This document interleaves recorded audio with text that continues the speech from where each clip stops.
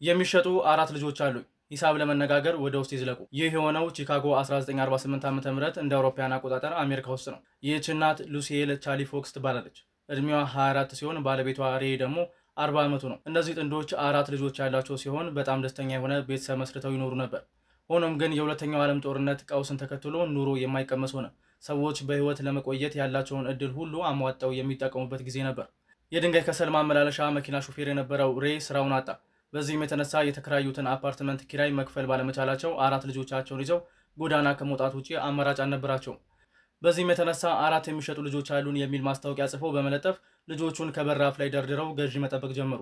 የ6 ዓመቷ ላና፣ የ5 ዓመቷ ራእይ፣ የ4 ዓመቱ ሚለን እና የ2 ዓመቷ ሱኤለን ለሽያጭ የቀረቡ ልጆች ናቸው። በሁለት ዓመታት ውስጥ እነዚህ አራት ልጆችን ጨምሮ በሆዷ ውስጥ የነበረውን ልጅ ሲወለድ አጠቃሎ ሁሉም ልጆች ተሸጡ።